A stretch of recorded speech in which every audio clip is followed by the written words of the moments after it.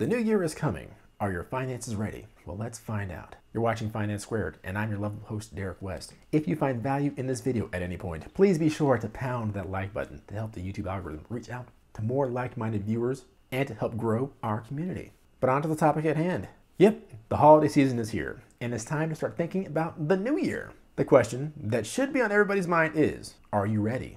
Am I ready? Are my finances ready to take on the challenges of the year ahead? If not, how can I, you, everyone, get ready? But let's take a look into that. Starting off with setting goals for next year. It's always a good time to write down your goals on paper. Once you know where you're going, you can map out how you're going to get there. This holds true for any area of your life. Now, I'm not necessarily talking about a resolution.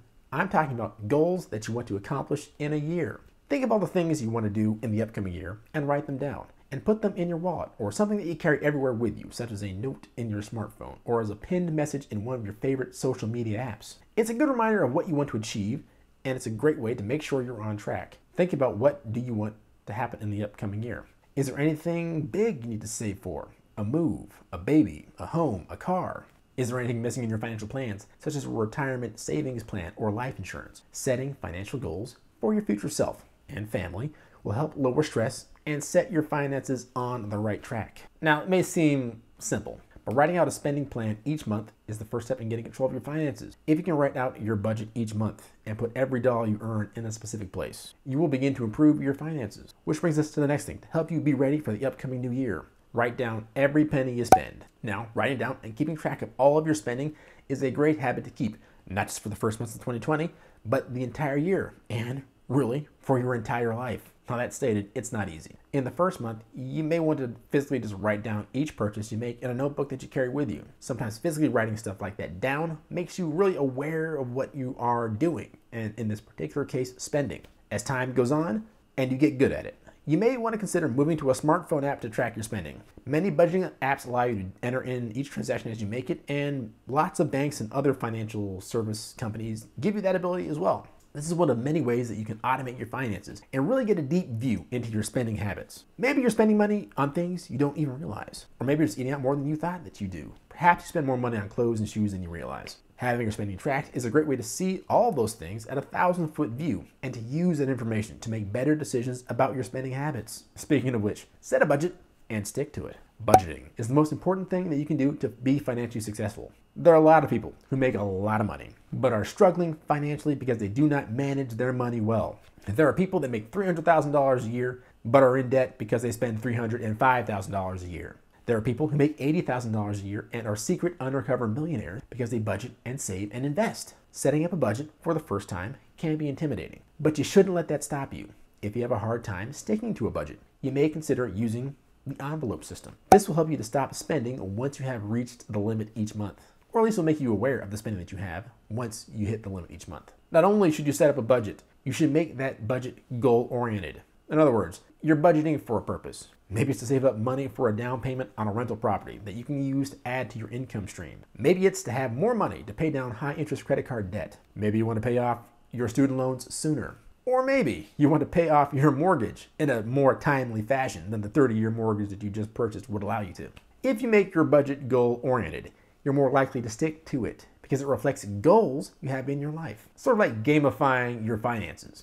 But remember, when you make your budget, let your friends and family know that you have this budget and that you have financial goals. One of the toughest things about budgeting is getting those around you to go along with your plans. So when your friends and family all go out to eat and they see you're just ordering the appetizer and a glass of water, they're not gonna look at you weird and think that you're on a fancy new fad diet of just avocado slices and crackers and water. Well, maybe you are. But also, you're budgeting for your financial success, and your friends and family will realize that and hopefully support you. And if not, you can just tell them, hey, this is what I'm doing. But writing it down and formalizing it lets those in your life know you're serious about taking your finances to the next level. And that seriousness can maybe rub off on them. And in the future, more and more of your friends and family will be joining you in the frugalness that happens when you go to restaurants. And they'll be ordering appetizers and water as well. But that being said, setting a budget is a tough goal. But as you carefully set up your budget and track it, you'll definitely begin to see the rewards of having a little extra money in your pocket each month. Putting it simply, you should be spending less than you earn and putting money into savings with a mind to invest. And if you can stick to your budget, you'll be more likely to do that and reach your other financial goals. Other financial goals should include paying off debt. Getting out of debt is another key step to taking control of your finances. By really focusing on getting out of debt, you can reduce the amount you pay in interest, and you can put the money you'd otherwise put towards debt payments somewhere else, such as your investment portfolio, or to work towards a larger financial goal. You should start by setting up a debt payment plan and then making a commitment to stick to your payment plan all year long. It is an incredible feeling to be debt-free. I remember the day I finally paid off all of my student loans a couple of years ago. One of the most liberating feelings I have ever had, can I tell you? And knowing that I had no other debts just made me feel on top of the world. I didn't care if I lost my very good job. I didn't and don't care which politicians are running the White House. I didn't care if I never made another nickel for the rest of my life. Just knowing that I don't owe someone else a dime or a single cent just felt plain fantastic. You can have that feeling as well. When you pay off your debts, you have more freedom to do the things that you want to do. You have greater job flexibility and more peace of mind. It definitely takes some sacrifice to make it happen, but it is worth the effort. Now, there are a couple of ways to get out of debt quicker. You can set up a debt payment plan. Talked about that a little bit earlier. You can sell items to pay off debt. Items you don't use, trinkets and so forth. Have a garage sale. You can reduce spending to pay off debt. See the first item. Setting a budget and maybe finding ways to cut into that budget. Get a temporary second job to pay off debt. So side hustle time, baby. Think Uber or Lyft or other odd jobs to help you get that extra income into your pockets. Now, I talked about side hustles for college students in a video a little bit earlier, so think about checking that out. I'm also putting together a video on side hustles for the busy working adult, so be sure to subscribe and click that notification bell so you get it when it drops. But a quick side note, at this point, if you have a high debt burden, thinking about riskier side hustles, such as becoming an Amazon seller or a Shopify store owner, might be a bit too much to handle at this point. You want to make sure your debt is under control before you start such a, let's say, time-intensive and perhaps cost-intensive venture. This is definitely not a popular opinion, but either of those side hustles can be quite expensive. And if you're not careful, you could end up digging yourself into a bigger debt hole than when you first started out. Another thing that a lot of people don't mention in their guru videos about the topic is that both of those require much more time than a lot of people are willing to spend. But with that in mind, make a specific goal on how much debt you want to get rid of this year. If possible, you should try to get completely out of debt. But depending on your income and the amount of debt you currently have, that might not be 100% possible. But set a goal of how much debt you want to pay off this year. Then work backwards and calculate how much money you'll need to put toward that debt each month. If you follow a debt payment plan, you'll speed up how quickly you can do that. Again, I have a video on debt repayment coming up soon, so hang in there. It's coming. Another thing you want to do to make sure that you're ready for the next upcoming year financially is set up an emergency fund. Now, the size of your emergency fund really depends on your current living situation. If you're still getting out of debt, and depending on your priorities, you might want to consider having a smaller size emergency fund until you pay off that debt. A reasonable goal in a situation like this is something around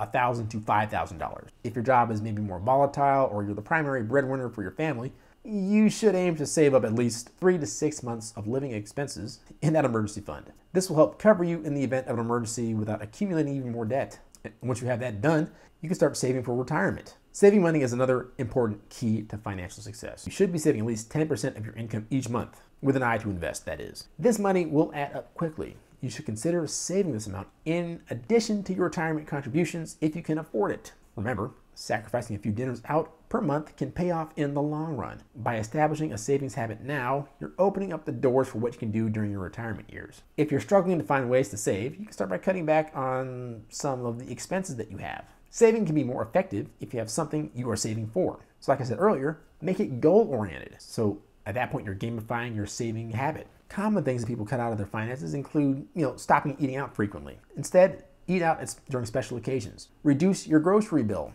Buy in bulk for big savings. So reduce your grocery bill. Buy in bulk for big savings. That's a video in and of itself. Find ways to save on utilities. Get your thermostat to a temperature that you're comfortable with. Then set it to 1 degree less or greater, depending on the time of year. And don't touch it for a week. Then do the same for the next week. Then do the same for the week after that, until you find a place where you get uncomfortable with the temperature. But slowly but surely, you'll adjust yourself to a cooler or warmer temperature, depending on the time of year. But another great way to keep spending low is to always keep your lights off and use natural light whenever and wherever possible. Quick example, I only really turn my lights on at night when I need to see something. Otherwise, they stay off all the time. Seriously, I never turn my lights on. Only when I need to not stumble around in the bathroom and stub my toe, things like that. But set a monthly savings goal. Start with small, short-term financial goals and work to larger ones. If you have a full-time job in which you get a 401k and your company matches your contributions, you should contribute up to the amount which that company matches and continue to do that until you're out of debt, if you are in debt. Remember, you're doing this because you're spending all of your extra money on repaying that debt. But once you're out of debt, if you're out of debt, or if you're in debt, then you should try contributing 15% of your income. The amount you get from your employer's match should count towards that 15%. Otherwise, you should contribute 5% of your earnings until you're out of debt, not counting your mortgage. And this will allow you to start building your retirement savings, which will still free up money to put towards that debt. If you don't qualify for a 401k, you should be considering contributing to a Roth IRA or a traditional IRA instead. And for an all-out financial goal, maybe consider maxing out either your Roth IRA or your 401k or whatever investment vehicle that you're using. Maxing out your contributions to either your 401k or your Roth IRA is a great way to have an excellent retirement in your future. The next way to prepare yourself and your finances for the upcoming year, better your career. Next year, consider doing something to advance your career. If you love your job and you see yourself staying there for the next 10 years, you can still find something you can do to improve your career, or maybe prepare yourself for the next step. Things such as continuing your education or applying for a promotion. And if you're not happy with your current job, then it's time to start looking around for a more fulfilling or better paying job. Probably one of the more important things to do this year to set yourself up for success financially next year is to set up a financial plan. Now, a financial plan is a long-term plan that will address all aspects of your finances. This plan should outline a timetable of when you will purchase, let's say, a house, when you will retire, and any career changes you plan to make. It should also include an investment strategy and a plan to build wealth. This plan will help you make financial decisions over the next few years and can be one of the most beneficial things you do.